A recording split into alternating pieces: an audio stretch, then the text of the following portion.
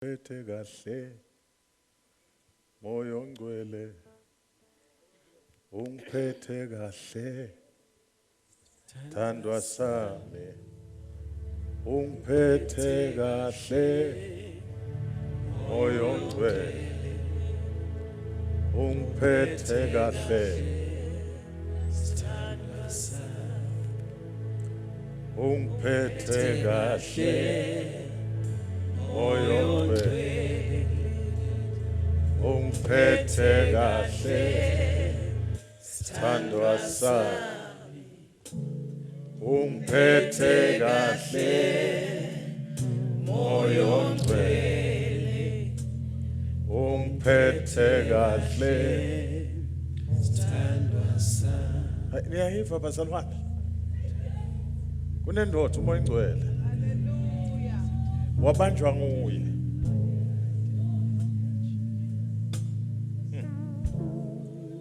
Hallelujah. Oh, glory to God. Thank you, Jesus. Thank you, Jesus. Jesus. Hallelujah. Hey, Shalabanda la Baba Sika. Glory to God. Hallelujah.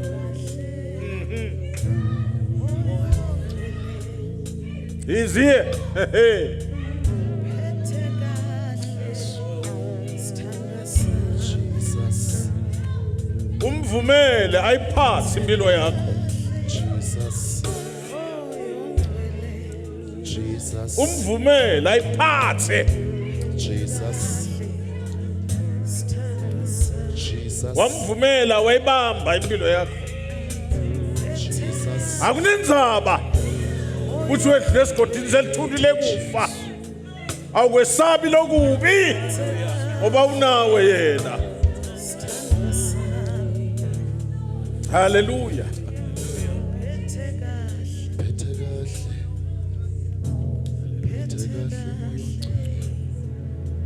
Oh, hallelujah. Ake sithandazeni bazalwane.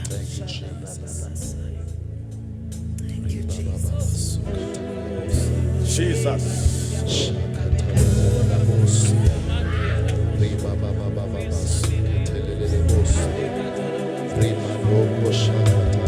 And he's here. Moya weqiniso. Moya wekuphila.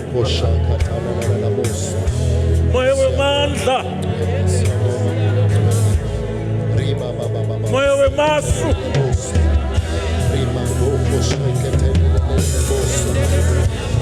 Moya lwavusa Jesu labafile. He's here. Uphathana kahle. Phela funa ukuvumele. Jesus. Uphathana kahle. Uphathana kahle.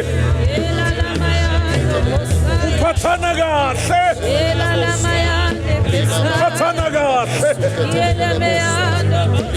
Uphathana kahle. Uphathana kahle. Ela baba sakalaba. Moya weqiniso. Moya wephila.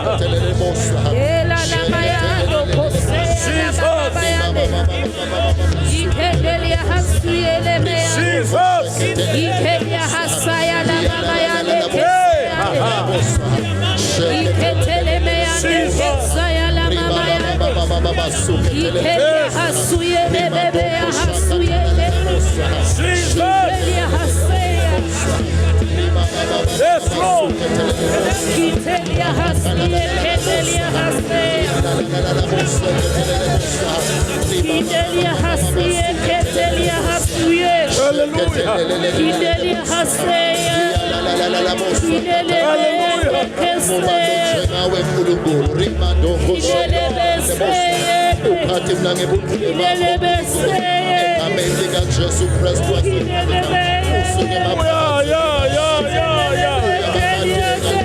lakho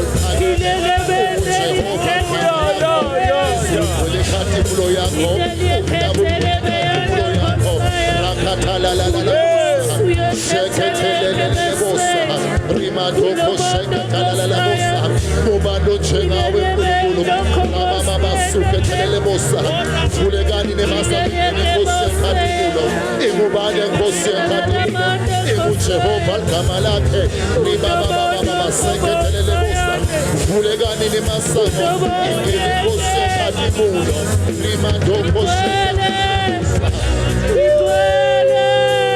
Jesus. We dwell Jesus. We dwell We dwell Jesus. We dwell Ulegani masango. Ulegani masango. Ingeni ngose nkatimulo. Baba suketele bosa. Ulegani masango. Ingeni ngose nkatimulo. Imubane ngose nkatimulo. Imu Jehova kamalayo. Baba suketelele bosa. Sheketelele bosa. Umhlabu wakhe nekugcwala kwawo. Baba seketelele bosa. Umhlabu wakhe nekugcwala kwawo. Rimandoko sheketelele bosa. Shakatalala bosa. Baba seketelele bosa. Uyakhatimula nkulunkulu. Ukhatimula ngebuthule bakho. Uyakhatimula nkulunkulu. Ukhatimula ngebuthule bakho. Rimandoko sheketelele bosa. Ramandoko sheketelele bosa. Baba suketelele bosa.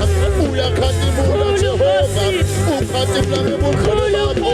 Usuke maphakathi Baba suketelele bosa. Rimandoko sheketelele bosa. Umdabu kwalisile ngebuthule bakho. Baba suketelele bosa. Mubalo njengawe nkulunkulu. Mubalo malinganiswa nawe nkulunkulu. Baba suketelele bosa. Rimandoko sheketelele bosa. Rakatalala bosa. Baba suketelele bosa. Jesus.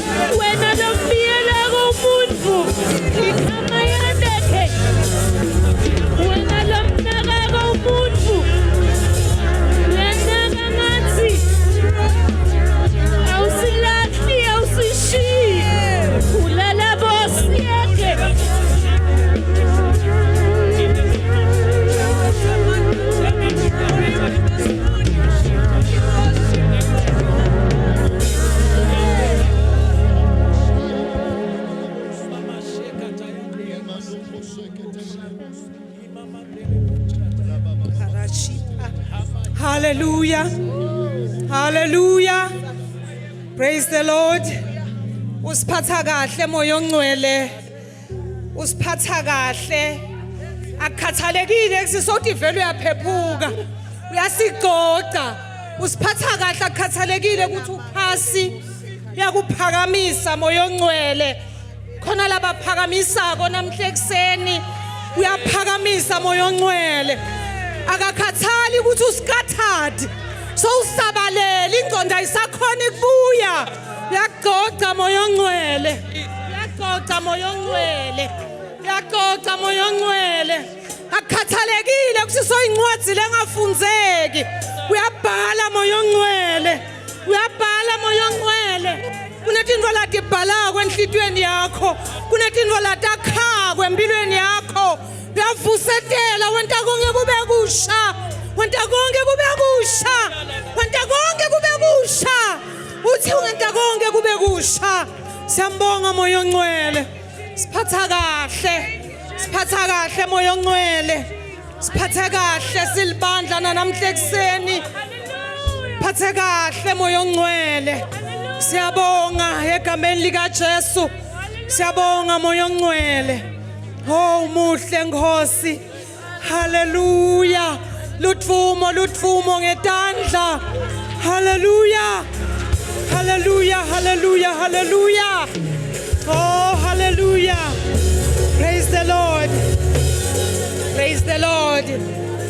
Muhle nkulunkulu. Kulo maybe 20-25 minutes lengidaba naye. Sitawufunza Deuteronomy 8 Deuteronomy chapter 8. Medium maye ngikhohliwe bengathi ningiphe version standard version se Berean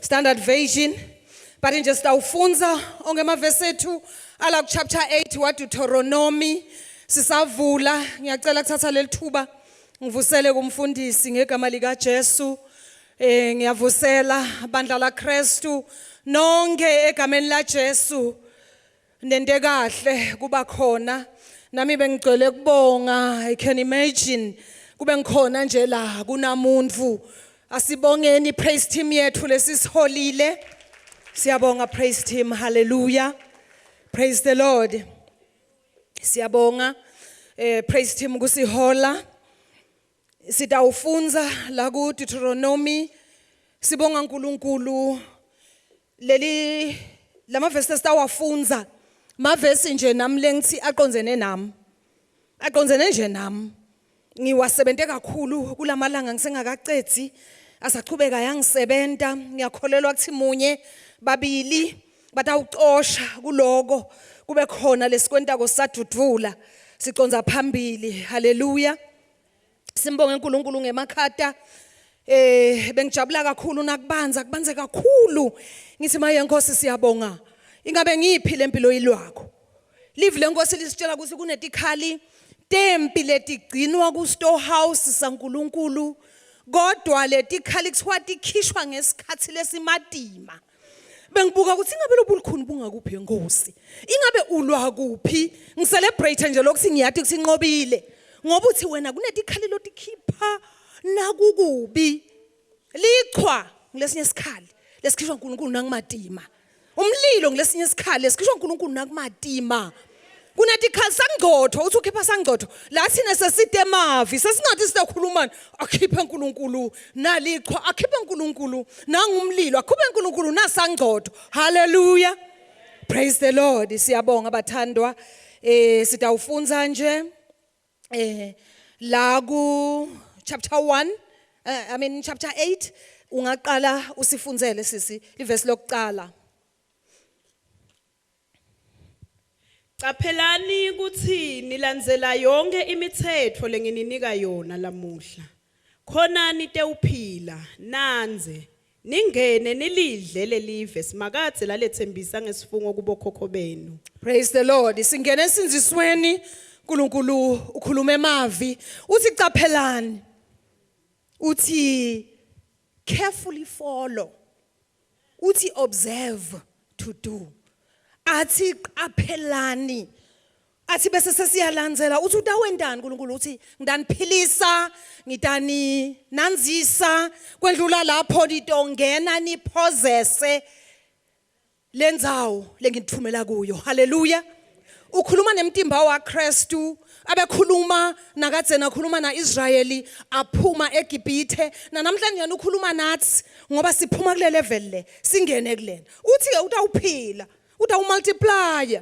utongena utabesoya lidla hallelujah praise the Lord amen asesiqhubeke manje sithi verse 2 Khumbulani ukuthi simakadze uNkulunkulu wenu wanihola njani kuyo yonke indlela yenu ehlane kuleminyaka lengemashumi lamane wanithobisa wanivivinya khona ate ukwati lena nikuconzile enhlitweni yenu nekuthi nitayigcina yini imiyalo yakhe noma cha ngiqabulwa yindzaba yokungena ehlane athi simakadze bengenta ngemabomo uma ungena ehlane uthi ngifuna ukukutesta ngifuna ukukuprova ngifuna ukukuthobisa yindzawo yekutestwa yekuthotshiswa yekuprova ngani kune quality letsite uNkulunkulu la ifunako yemtimba wakhe lafuna iphile ibe relevant kulesikhathi esiphila kuso siphile esikhatsini lapho tintfo tingasilula khona kudzingeka ke nebazalwane labathe gcaca bathi kuthi bandlule baphuma baphetheni nabaqhamuke ehlane hallelujah praise the Lord uNkulunkulu usitshela ukuthi lihlane liveta ngalokusabala kuthi uyagcina yini lemithetho lihlane luhlolo usitshela ngelihlolo uNkulunkulu ngitani hlola ngibone ukuthi kunani enhlitiyweni akusho ukuthi uNkulunkulu akathi kuthi nginani enhlitiyweni tethu but uthi ngitani hlola ngisafuna ukubona ukuthi lenhlitiyo yakho inani kuze nawe utibone ukuthi vele kule testing phasile yini vele ngithi prove njani vele ngithobekile yini ngisengce testini haleluya uNkulunkulu umbula ureveal my intentions yini ma intentions akho ekukholwa yini intention yakho yokuba khona ukhona vele ukhona leni utokwentani vele kube nikhona kwakho haleluya praise the Lord kulikhuni ikhetha abantu ngesikholwa uthi wena ukahle wena uNkulunkulu uvulela ngathi race athi brr athi phumani nginibone haleluya sisahamba endleleni khona lo thelikhalo athi inhloko athi hayi ngive emadolo athi ngiva lokhu usenda njalo uNkulunkulu nakasifaka kulolihlolo haleluya uma nje utawukholwa ubelikholwa leli ordinary kholwa lelitayelekile ukuthi vele mina ngiyakholwa nje ngitayele lokho amadimoni lokhona nyalo kuyadladlablana haleluya akufuni lukewarm kufuna nje nawushisa na ubile lo mhlaba lesithunyelwe kuwo kuthiwe we shall live sitophila kwathiwa sita multiply haleluya kwathiwa will enter and possess kude la sivinjelwe khona kodwa kufanele ukuthi nalezi standards sethu sithi kuphakaphakama praise the Lord haleluya uma usengeke ngikumele lokhu sekungetulu angikumeli utawusala haleluya praise the Lord haleluya uma ukholwa lo lokutayelekile lokuthi nje sitawufika nje noma ngete ngeva kuthi emsutha noma ngete ngeva nje kuthi labahlabelela kubathini nabasihola noma ngete ngeva nje but lokuthi ngikhona kuliciniso kuba sebukhoneni baNkulunkulu kunesibusiso kuvalivi kunesibusiso kulifunza kunesibusiso konke kunesibusiso but funa kwendlule lapho praise the Lord uthi ngalenyela ngumfana kaNkulunkulu yahola la uthi ngiluswayi ngikhona kodwa angiveleli ngikhona fakiwe vele la nyameni but injani angiveleli praise the Lord asiveleleni enzaweni lapho ufakwe khona asiveleleni etikungwintetho asiveleleni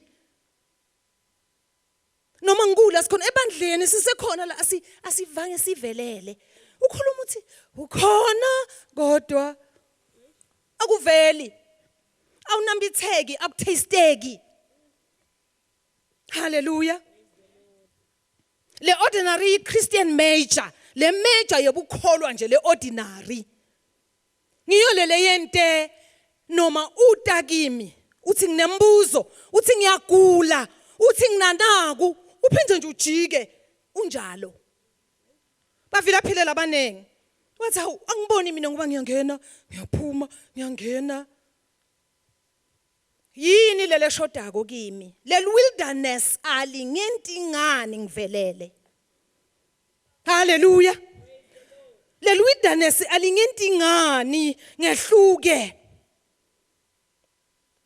kwentiwa yini lokuthi I can't meet the need of the hour sidingo semzuzu angisihlangabedingani isilabhasi ikhona isilabhasi right akunankinga kusilabhasi siyafunza ikuphi lenkinga haleluya praise the Lord asivukeni bazalwane angibe nako lokudzingekako lokudzingako ngeke uhlabelela ingoma yinye kuphele leyo minyaka soluhlabelela ingoma yinye asihlangabete ngani lesitsingo yini lo lokushodako haleluya kimi kuwe kumbe bonke labeta kuwe uyahlangabetana nako praise the Lord nginalo phela livesi Nginako phela konke. It's more than a verse, it's more than a principle. Kufuneka i-manifestation. Hallelujah. Khona manje sengiyaphuma mina, sengiyabuya mina. Sengiyahudula sugesi yami ngiyashiya mina, ngiyabhakisha ngiyabuya mina. Kunjani? Yini lokhu lokushodako? Hallelujah. Ngikhalelwa ngilomnye babe, ngihamba naye kulamalanga laphelile nje qhamuka lomnye mama uyagijima lomnye gogo uhudula umntwana. Nasengithi nje ngithemehlo sengengcile kule cross. Kuthiwa yini lesiphambano. Sengilapha but nje sengibheke emuva ngithi hayi man, nangiyalo gijima ko ngithi hayi asengimele nje ngoba ngigogo angiliftani kahle hle. Bo baba babulala umngane nami sowuhleli la ngemuva soyamgwaza bafana hayi nokuthi phela so umane nje uthi nginike le moto noma ngentini kepha nje so umese manje nje nginako ukuthi hayi bobhuti bahle bathi nje ngiyabonga yamvusela nje haleluya nasangenile nafika ke gogo athi hayi ngicelela bani uhamba nalomntwana ngumkhwenyana wami uyeda ithi hawu mina bengimela wena but bese sengithi hayisale ngima afike ke ebhuti agibele ke babe uhamba nemntwana uthi nje sengithi nje angikutshele ngoba ngibona ngazi uthi ukahle hawu bese ngisisolo siyacoca uthi lokhu ngilandolanza lo mntwana akade make kuthi umlanze egogo ekhabosisi akade kuthi ngila ngidolanza lo mntwana because ngifikile kuye itolo ngitane grocer ngita konke phela nginomhlola make emsebentini kushaya icingweni zamama athi make ngibidwa ngboss wami athi uyatakazanga kangishayela isikhathi icingo ke ngalesikhathi aphume makathi she kusemake angakabuyi uthi ye make kushaye 9 ekseni ngingedwa hambe na boss lokungasilo liqiniso nangubuka kahle kodwa nje naye akhala lo bhuti ngathi anangivelelwe lo bhuti uthi ngamfundisi masibuko phela ngemmele mina lo babe uthi kuze kwasa washaya 9 kwangani ngiphuma soluhambile uye ku boss ngithi ke bazalwane leli vangeli ngendlela lesesilente saligiqita phasi laze langaveleli langabi nemandla langasisiti ngempilo lengakahlanteki haleluya kulomzuzu umzalwane kumbe ku profile unelverse kulomzuzu nelverse la Jesu kanjalo sibo babe unelikhaya uyatiwa banvana unabo unako konke ubaphatha kahle bayafunza yabafundzisa wenta konke wakhile wente konke uphindze futhi kune concubine nayo bayakwati labantwana balakhaya uyatiwa nakhona neschool fees uyasikhipha uright nje nakhona uyatiwa akwatiwa kodwa lekhaya kusingala kunemkhuba lonje phindze nasesondweni uyatiwa khona nasesondweni khonta uNkulunkulu uyavutha emoyeni nakhona uyatiwa sisaphi lelibandla sisaphi bazalwane lelibandla litahlala njani libandla lingapholi tophola khonta kwethu uthi noma ngihlele ekhaya kuyafana noma ngisesondweni kuyafana haleluya uthini uNkulunkulu la uthi ngihlola inhliti uthi nginidlulisa kulelihlane ngoba ngifuna niphume ngale naniphuma ngale nibe ngule quality letsingekako haleluya nibe ngile quality labathi abantu siyagula uthi na impendulo bathi bantu kunjena uthi na impendulo uthi na impendulo haleluya sithi sakhuluma la aphile lo sekhaya uphila ngoba sivumelana eqinisweni sonke haleluya nasikhuluma la sivumelana nganvo inye sisusile ebusweni iveyili nasivumelana la sithi wasiphatha kahle ungeva uthunikala uthi yemake ungiphatha kahle kodwa lokulekhaya uthi na uthi ungiphatha kahle tonke letintfo letisele leti sikukahle kukahle nalobhekele asunduke athi kukahle kunendlela lekahle kunendlela lekahle bantu labasha Kungenteka ukuthi thina kumbe asikaliphathi kahle livangeli. Hallelujah. But nini nisakhula. Livangeli niliphathe kahle. Niliphathe kahle. Sibafati thina ngenteka ukuthi vele sehlulekile. Mina uNkulunkulu ungihlulele ngalo chapter 80. Solo ngisethi kwakhe. Angiboni lutho ukuthi hlanu uyangitshintsha hlana ungitshintshi. Solo ngihleli ngisisho, solo ngihleli ngisikhokhoko, umfundisi solo yazama ngeforgiveness la, ngemgcibelo siboma. Solo ngihleli. But njani esontweni? Ngikhona. Hallelujah. Bazalwane. Sibitelwe enza wena. Lapho wena ubale bakho nje. Labaphila bungcwele. Labaseqele kwakho. Uthi uyabona nang 20 now. Nang 15 now. Useqele kwami. Nakahlabela na ingoma yakatheni lethi uvevele ukuthi uyathi thine kule team yami mina bengihambisa emehlo ngithi inkosi kuyabhetha. Babe bancane bangabi banengi. Uthi ngifuna ukubona i-team yami. Ngibona naba mina siyathi kuthi vele sibosisi nabo bhuti songa ngithi. But just ukhetha labathutane nawe. Uma bayiqala indzaba e-staff room, thina lesiqala e-staff room, ngisho uthulile yakujabulisa. Kuthi uyabona le ndzaba le. Uma bayiqala indzaba, uma bayixoxe baze bayiqethe, ayakhi lutho. Inhlebo nje nemanga nani but uve mnanzi uve kwenta nje. Wathi lo bunanzi benhlebo. Hallelujah. uNkulunkulu ufuna abantu bakhe. Ufuna nje kwegrushana kwakhe. Uthini kodwa babe sengikhohlele igama lebakayilisho ukuthi mina nginesigejana sigejana. Athi ube nje nesigejane sakho kuthi nakukhulunywa ngebungcwele nawusonzela kumuntu longcwele bazalwane. Ngishilo ngathi lamavesi lawaconzene nami. Awukhona ikhuluma into le uyavaleka. Nawuthi usuzama kuyikhuluma uve kuthi moyo longcwele uyalimala. Ungcwele uthi akasalimali. Nasikhuluma nje inkosi sicela nje indzaba sicele phasi sihambe nayo. Sihambe nayo. Kutelo khuta lomunye. Kutelo wentandi angikho kuwe ngimi. Kude lokhuta lomunye. Na Holy Spirit swapapala lapha nje. Ingabe lapha siyawufika. Labazalwana bafuna manje ngesitawushisha nabo. Funeka sigejane lesitawugijima uthi laba secele kwami ngilabangcwele. Ngifuna kuba neinfluence yokuhlanteka. Bayihlabehlabele ingoma yokuhlanteka, bayihlabehlabele ingoma yokuthi undlule ehlane kuze uthesteke kuze wenteni or else leli vangeli leli kutaba inqube evane. Kuyawuthiwa loni wengithi la mandla esitha lasebenta manje akafuni ordinary. Akamdzingi nje ordinary. Akusho ukuthi awukhulumi, akusho ukuthi awuhleki, awujabuli. Bayamenyetelo nje naba bayangena. La baya khona. Asathi naliqhwa kumbe belicleana. Kumbe khona belikuthinzitha. Ngoba asikwati lokungakhona kumele emakhada. Uthi kuyini? Hallelujah.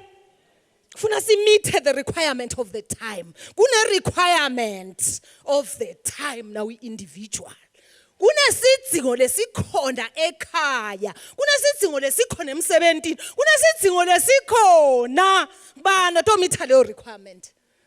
Kufuneka mina, kufuneka wena. Hallelujah. Kufuneka thine. Sine nawe simithe le requirement of the time. Bayasha abantu sibahle ngaphandle. Matima la ngekhathi. Hallelujah. Praise the Lord. Sine bantwana, sine bomakhelwane, sinabobabe, sibomake, nabobabe basisinabomake. Ngumthwalo. Hallelujah. Nathi sisinabobabe. Ngumthwalo. Hallelujah. Kungabi sithi indzebe entemlomo kukholwa kwethu. uNkulunkulu ungena ekhathi. uyakhuhlutisa uthi ngifuna labantu awukhona kugijima nami ngifuna sigejanele sawuhamba nami. Hallelujah. Lestomela nasikhathi lesikuso sikhathi semaqiniso sikhathi sokungatentisi sikhathi sokubhonsa na ubhonsa uve kuthi khala tibilini ntakho. Hallelujah. Praise the Lord. Hallelujah. Kwakhiwa hlobo loluthide khulume ngespeech make khanyisile ekseni kuthi le speech lesi si different le speech lesakhiwa manje ngilesikhona kumela konke ngilesikhona kukhafula umlilo wezulu. Hallelujah. Ngilesingakhuluma emavesi ngilesifike esimeni kuthiwe kubi nathi uhambe ecele kwemuntu kuhlangane letinvo. Lokuthi nje ngihambile lokuthi ngivelile lokuthi ngingenile lamnyango kakho kwenteke tinvo nalebo tifihlile tindzaba lesicondzene nato akusito lele likhulunywa wakho lele sibhekene nako ngokungakhulunywa uvela ubheke phasi nje ubonge uNkulunkulu. Hallelujah nabathi hallelujah. Hallelujah. Akusasito leti lokhona ukuthi xoxa akucoceki no lo phela ngihlala khona lamantini lo phela ngiyageza seyishayile. Hallelujah. We don't have what is required. Site nakulokudzingwako lo lokudzingekako site yini lento ledzingekako ngoba sikhuhlwa yona onke lamalanga. Umfundisi nganginemanga ngathi akasikhuhli lo lokudzingekako usikhuhla kona kodwa angathi ke thina bese sikuthini lento lesikhuhlwa yona yini singabi nayo lento ledzingekako. Hallelujah. Praise the Lord. Ngisakhona nalokufunza ngiyalithanda lehumusho lale Berean kulo chapter 8 nje uboti fundzela nawe na usekhaya. Yes, uboti bukela nje na usekhaya lo chapter 8 wayo bese sifunze verse bani ke manje sesitawugcina nje.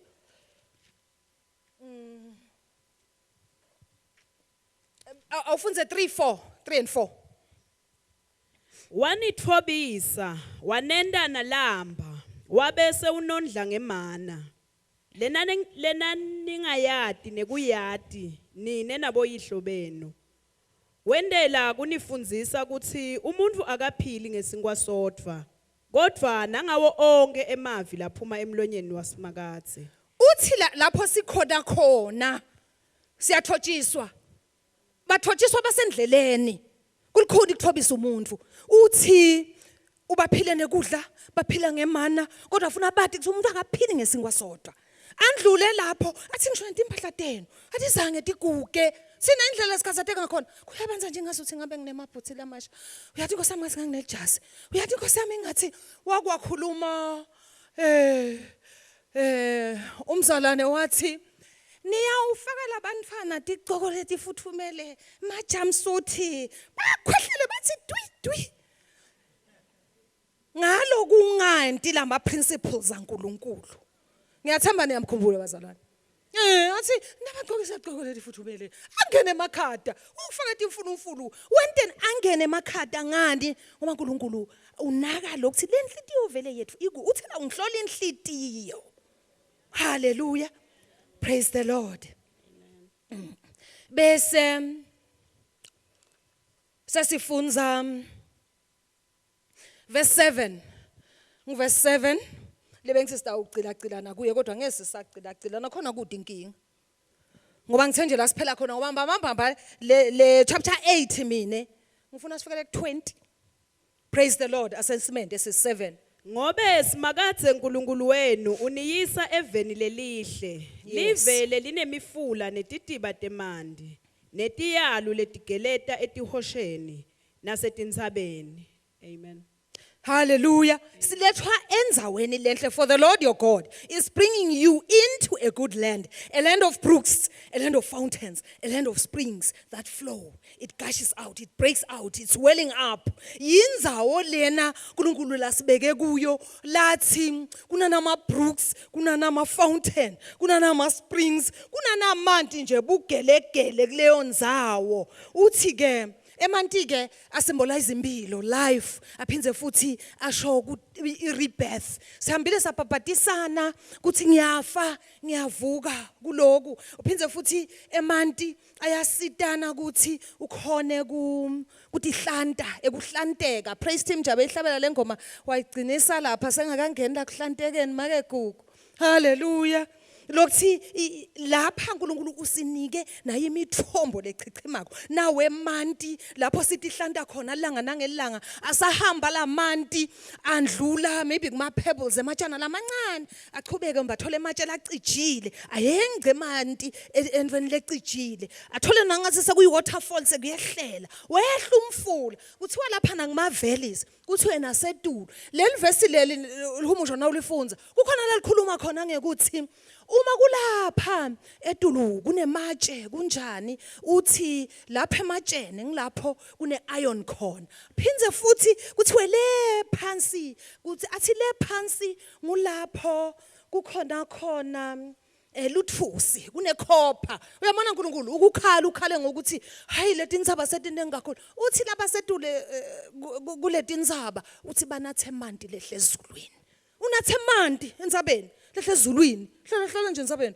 uphume kahle ube ngilesiqomqomo uNkulunkulu latimisele kuthi bangiso thatha elivangeli ulibuthela livangeli ulijike lapho ususe lapha livangeli ulijike lapha hallelujah praise the Lord Jesu umanti ekuphila emanti for healing for purification cleansing renewal a renewal ngisho environment uma uhamba wathi kuthi wena unale brook unale fountain unale spring uyathi ukuthi ngisho environment iyaphila hallelujah sine potential sonke sokuphilisa ienvironment sokuphilisa indzawo lesikudo sonke sina potential but angathi bese sekwena njani kimi hallelujah but ngeke siyekele ukukholwa sitawuqhubeka simbambe uNkulunkulu sitawuqhubeka siwe sivuka sitawuqhubeka emehlo ethu abheke lapha kuye uNkulunkulu ngoba uyimpendulo yethu sekude la singabaleka siye khona sebangasidlavudlavuta nje sifika nje bangavela nje basizinqaga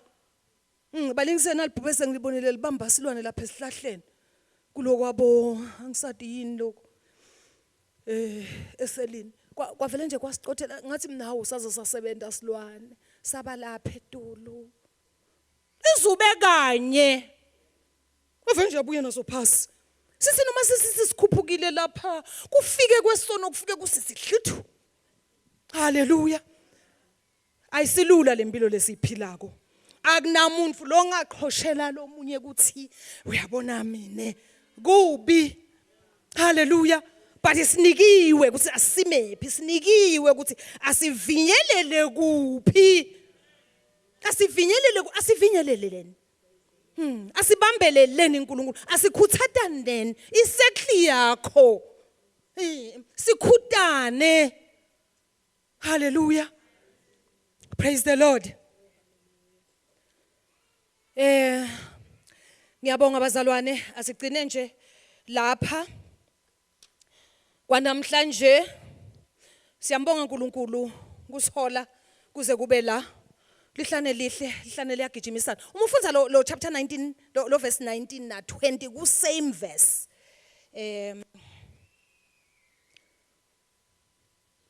ungamfunza sala sifunza nje le ku 19 na 20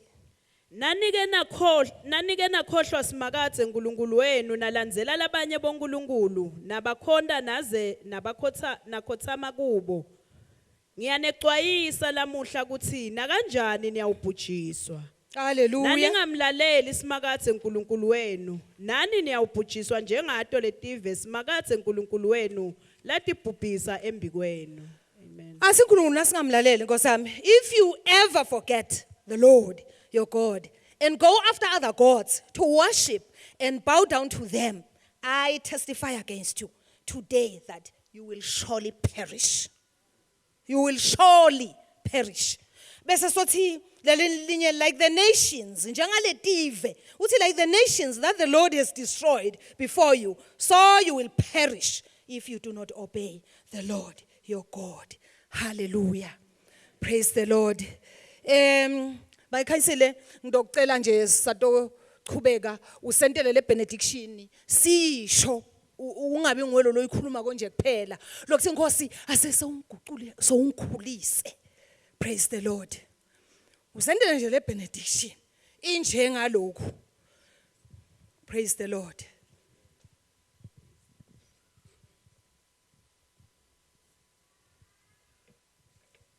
Ngicela siphakame sisho ngilwatishela kube ngumthandazo wethu. Praise the Lord. Nkulunkulu lo ngumnikati wemusa wonke Lo ngumnikati wemsa wonke. sigucule Siguqule, usikhulise sikhulise. sisekulomshikashika Sekulomshikashi. wokukhula lokungenamkhawulo Khula lokungenamkhawulo. sigucule Siguqule, usikhulise sikhulise. kulo lonke ihlangothi lokuphila kwethu Kulo lonke hlangothi lokuphila. sigucule singabanye Siguqule singabanye. sigucule simindeni Siguqule siyimindeni. sigucule silibandla Siguqule silibandla. leMbabane Alliance Church Alliance Church. siyathandaza Nkosi Thandaza Nkosi. siside Siside. sibe ngilabahamba ngebuso lobembuliwe Sibe ngilabahamba ngebuso lobembuliwe. sibuke ngebuso lobembuliwe Buke ngebuso lobembuliwe. sisakubuka Sisakubuka sikhombisa inkathimulo yakho isa inkathimilo yakho. kusukela kulomnyaka Kusukela kuya phambili kuya phambili. kuthula kwakho Kuthula kwakho. lokwendla konke kuconza Lokwenza konke konke. akubambe Akubambe tingcondo tethu ingqondo tethu. netinhlitiyo tethu Inhliziyo tethu. ngegama likaJesu Igama likaJesu. amen. Hallelujah.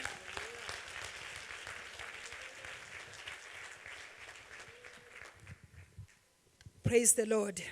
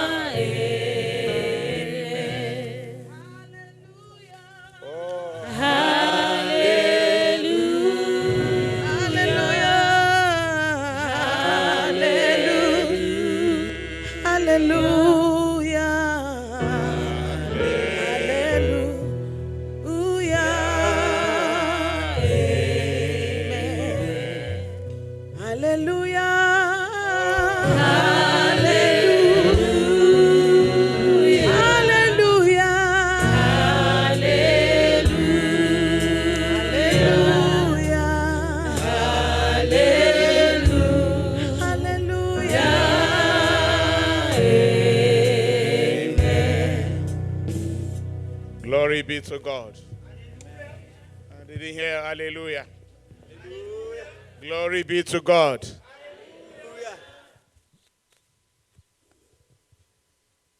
I bring greetings to our Father in the Lord and our Mother and leadership and all of the saints in Jesus' name. Praise the Lord. Let us prepare to dine in the table of the Lord. Praise the Lord. When the children of Israel wanted to eat the Passover feast before they left Egypt, God told them to prepare. So let's prepare our hearts. Let's prepare our minds to be in the Lord's table. Praise the Lord. Sometimes we are tempted to give the children the communion. It is not proper, but as a parent, I see sometimes when we serve, parents give their children. The implication is this, brethren. The communion is for those who believe in the Lord Jesus Christ, his death, burial, and his resurrection, and those who believe in the Lord Jesus Christ as Lord and Savior. So the implication is this: if you give your child in a way to maybe pray for the child for healing or for anything, you must make sure that the child becomes born again. If not, if the child grows up and goes to eat in the table of Satan, you have made the child an apostate. Meaning, an ordinary unbeliever is better than that person. That's what the Bible says. Because it's easier to turn an unbeliever to Christ than to turn an apostate to Christ. Meaning someone who had tasted in the Lord's table and who had also gone to the table of the devil to eat. So if you do that, it's compulsory that you must make sure the child becomes born again. Praise the Lord. Praise the Lord. Oh, Mbabane lapa, abambetihu,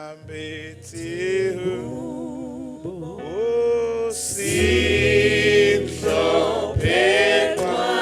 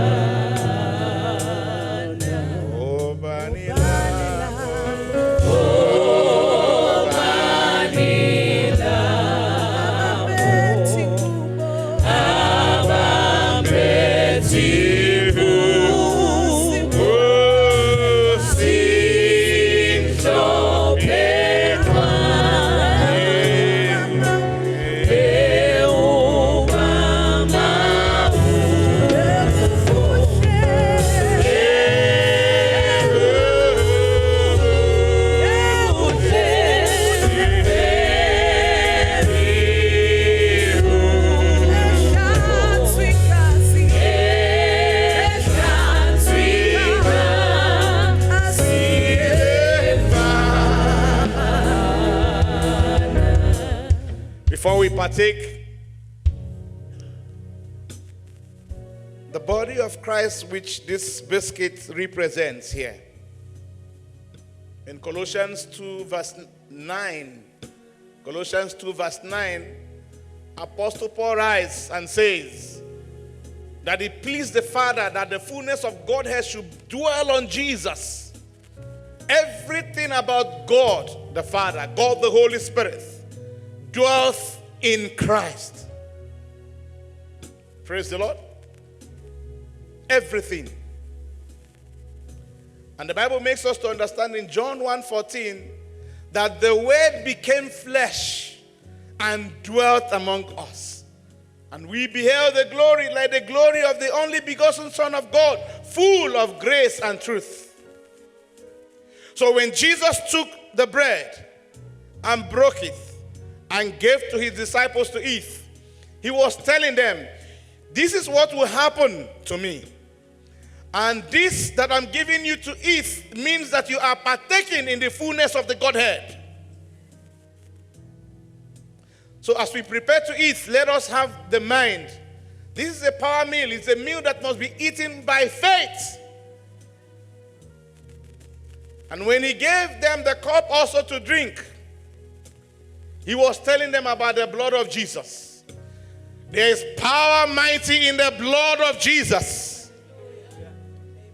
The blood of Jesus, like we tried to say in the morning, is like a court order.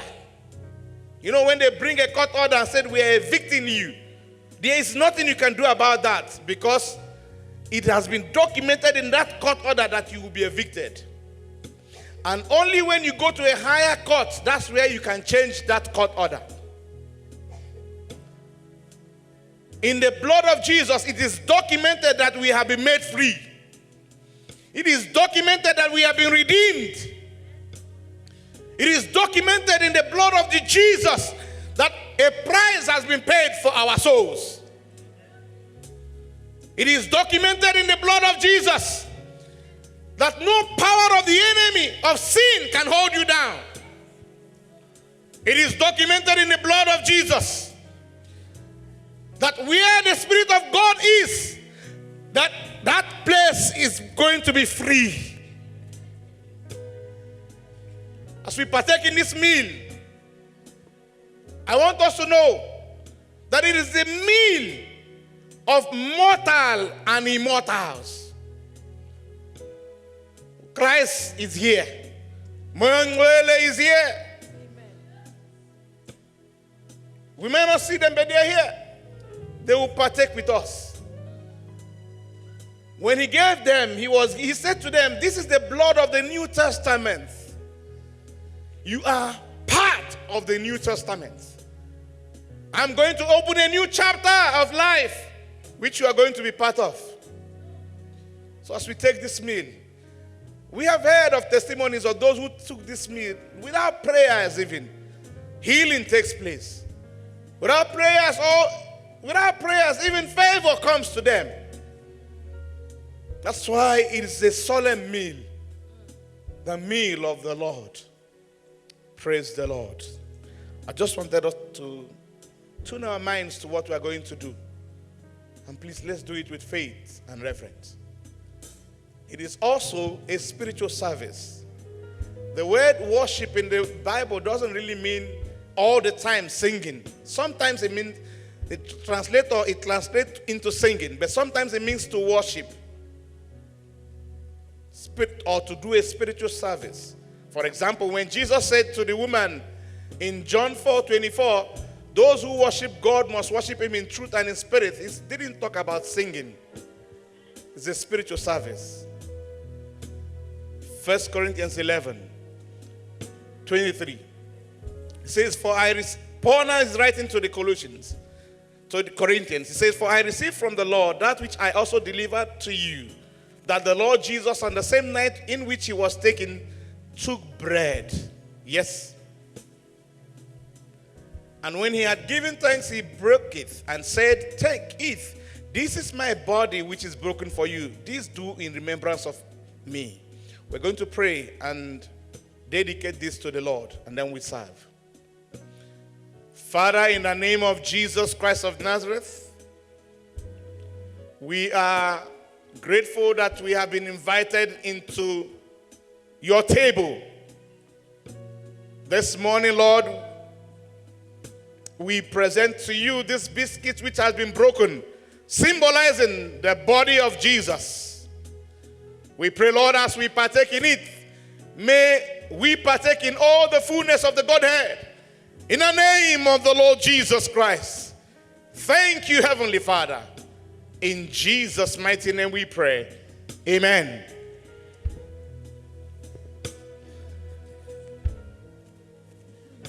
And because of time, we will probably also pray for the wine so that we can distribute. The body of Christ, the biscuit, you will probably take. The wine, we will see if we will all have the same. You don't drink immediately. We'll wait. The Bible says, the same manner also he brought the wine and gave to the disciples and told them to drink. He says, this is the blood of the New Testament. For as often as you drink this, you do show the Lord's death until he comes. Father, in the name of Jesus Christ of Nazareth, we present this wine before you, Lord, for your use even this morning. We pray, Lord, that the power that is in the blood of Jesus will be transferred even to us this morning through this wine, in the name of the Lord Jesus, that as we take, sins shall be forgiven, deliverances shall be wrought.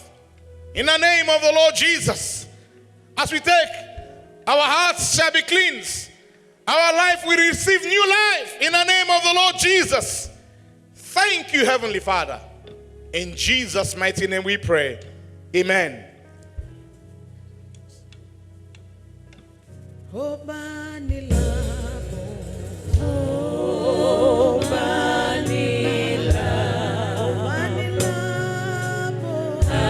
Abambe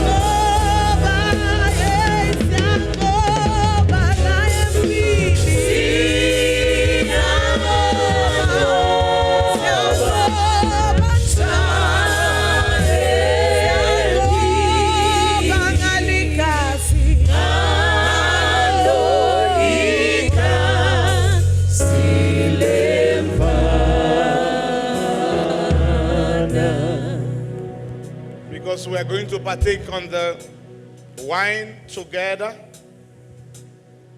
which symbolizes the blood of the Lamb. If there's anyone who doesn't have the cup, please raise your hand. The reason why we are going to partake together is because it is the same blood that paid the price for our sins.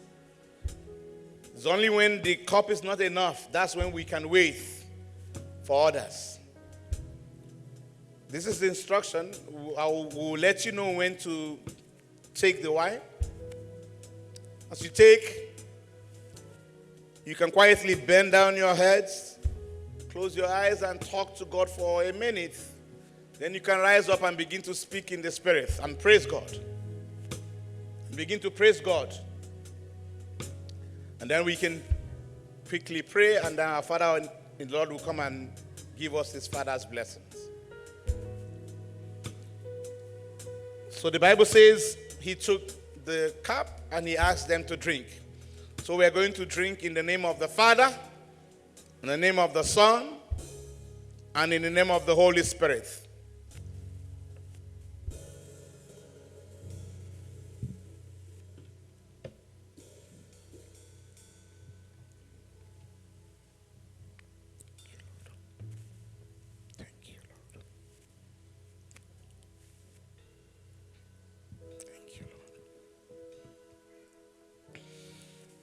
Katala bronda zit brahanda liga mokosinde lipos kalimahande prahalega bosh lisa kala mahande prahalega bosh kiposa kulima ande prahalega bosh lindo kolima hande kaliba satuli brohosh. In the name of the Lord Jesus. Kayabanda brirando libros kelebaha. In katala bondo libraha legabos. Malo kolibraha. Kitola mohondo libraha legaba.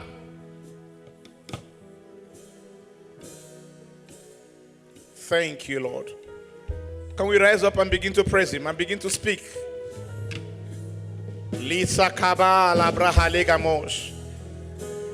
In Katalimonda brohos kalibaha. Zita kalebos. Lendo kalima ande prahaligaba. Katapulima ande prahalegabos. Zitka bahundo lima halegaboko sinde. In the name of the Lord Jesus. Lepo kalima hande praha. Thank you for the power that is in the blood of the Lamb. Thank you for the power that is in the blood of the Lamb. In the name of the Lord Jesus, I release divine possibilities in our midst. In the name of the Lord Jesus, I release divine gifts in our midst. The gift of healing, the gift of working of miracles, the gift of faith, the gift of prophecy. In the name of the Lord Jesus. From this mountain of the Lord, I release favor of the Lord upon you. In the name of the Lord Jesus, from this mountain of the Lord, I release breakthroughs, open doors in the name of Jesus.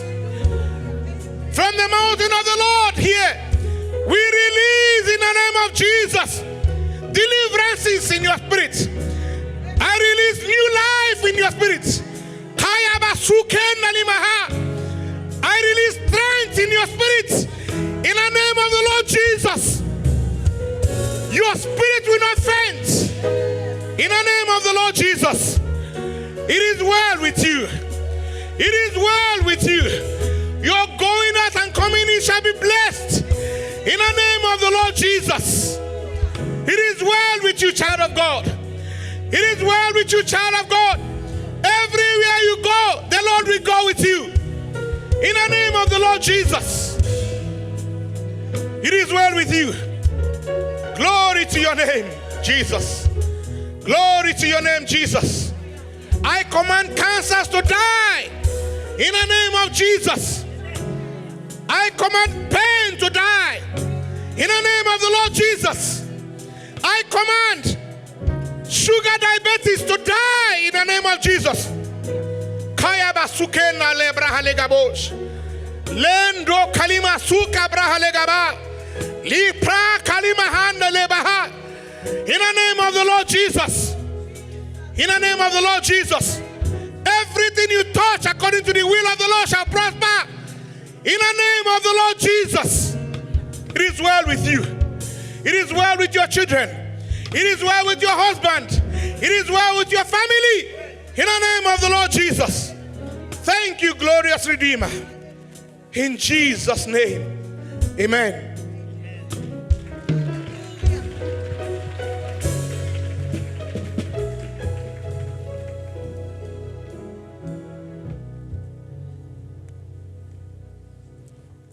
Omuhle,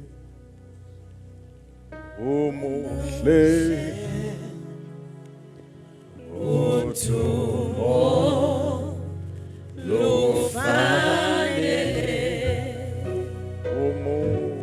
Jesu,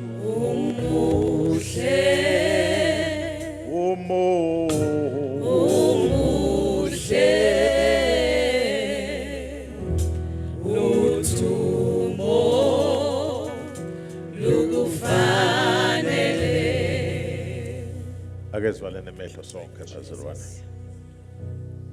Sihlabelele le ngoma.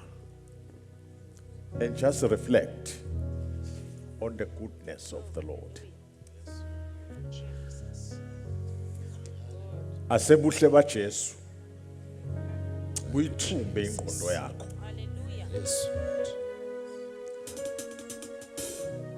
Asebuhle ba Jesu.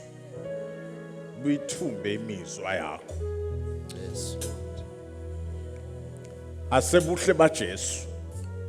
Buyithumbe inhlitiyo yakho kulomzuzu. Egameni lika Jesu. Umuhle Jesu. Umuhle. Yes, Lord.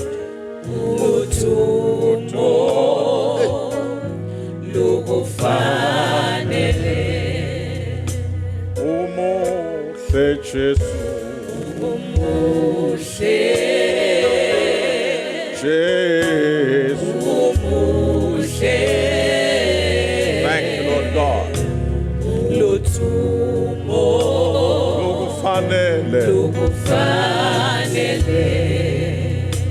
Umuhle Jesu.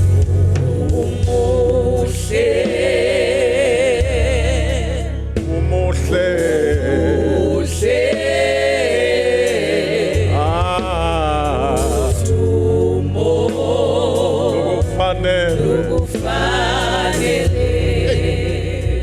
Wena wedwa. Wena wedwa. Utumo.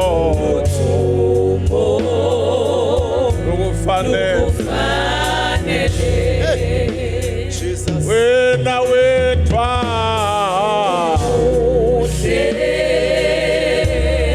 Wena wedwana.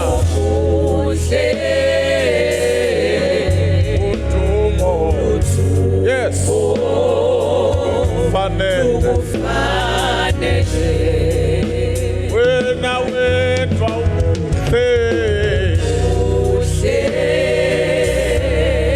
Wena umuhle. Jesus. Utumo.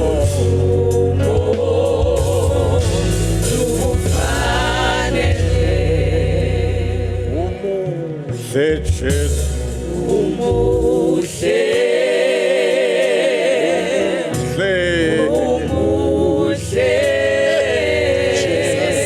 Utumo.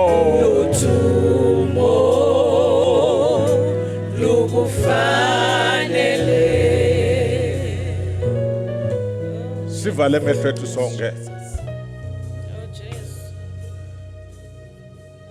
Nakuthandaza ngegama lika Jesu. Yes. Ngabe sowufikile nesiphambanweni. Wabona buhle ba Jesu. Fikile la usakha khona sinqumo ngaJesu. Na ungakasakhi mubi ngakuphi Jesu uthi ungazumale.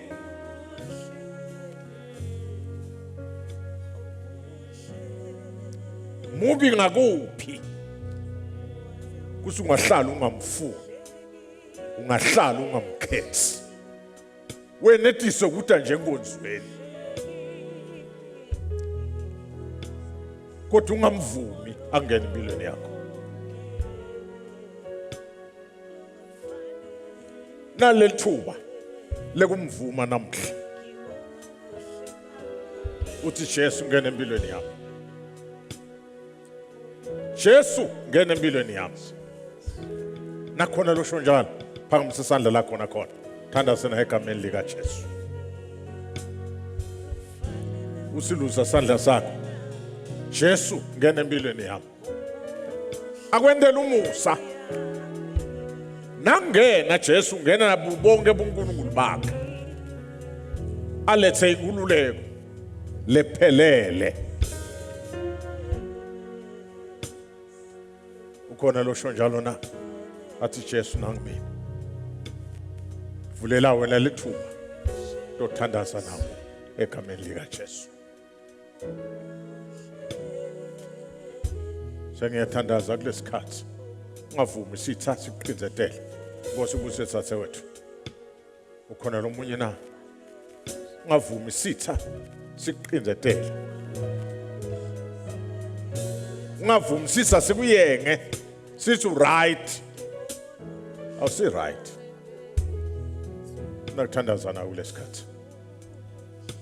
Nkosi ubuse nawe thathe wethu. Khona lo munye na? Phambi sandla sakho ngesazi. Langa lakho leli, thuba lakho leli. Khona lo munye na? Sesiyathandaza ngegama lika Jesu. Celele phambi sandla teni mengethinyawo. La nikhona khona. Sitothandaza. Hallelujah. Yes. Biyan ngimla ngaphambili. Bafundisi batoni beka tandla. Akusinzaba yekusaba nemahloni le.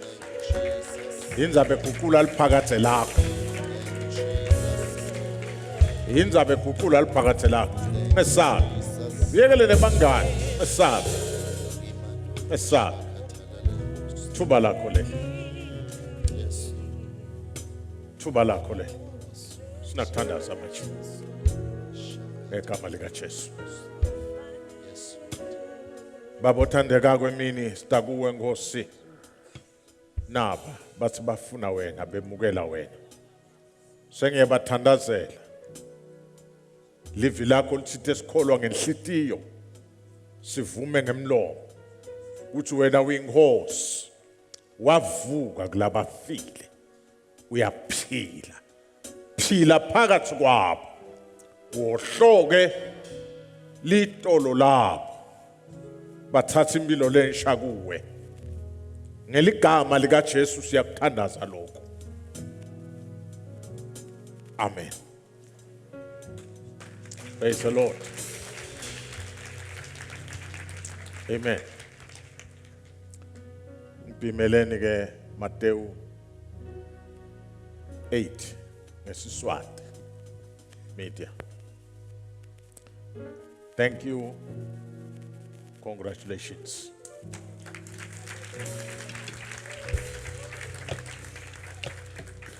Bele nishonelena nje machabatan hall lead them.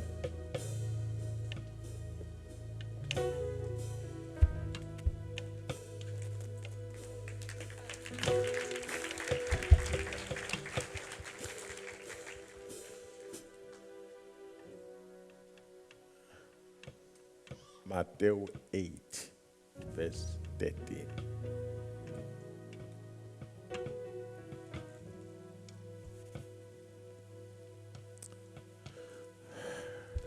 Senthandazile nine ushito njalo umfundisi wathi ngiloya kasukuma athandazela labanye bese balalela nje akhuluma ngetilimi lamnye ngasuka lapho hayi akuyishwa ngani uthi dasithandaze sonke nangabe bobinzile ke wena botithulele uthe ubuthandaze umfundisi naye wasewenda njani manje uyathandaza mineke sengidoshaya stemp kodwa ngifuna kushanga naleli verse liBhayibheli lithi kwethu umuntu kuJesu wathi nesihlobo sami lesengule lakho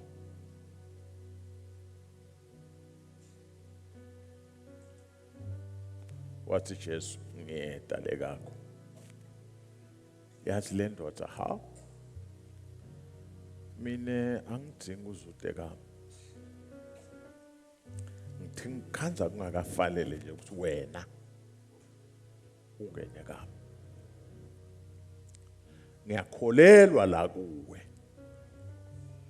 kusina wakhuluma nje ligama lesimo sami sitawulunga uthi ke Jesu hamba akwendeke kuwe njengekukholwa kwakho lesisebenzi sasinza ngaso leso sikhathi. Maneni ngetinyawo ke. Phambi setandla takho.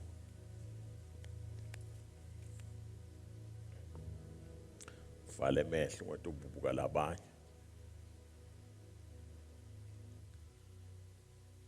Ngeligunya leligama la Jesu. Ngiyamemedela. Hamba. Akuwendeke kuwe njengekukholwa kwakho. Akwendeke kuwe njengesifiso sakho. Akwendeke kuwe njengemthandazo wakho. Akwendeke kuwe njengekukhala kwakho. Akwendeke kuwe njengekukholwa kwakho. Amen.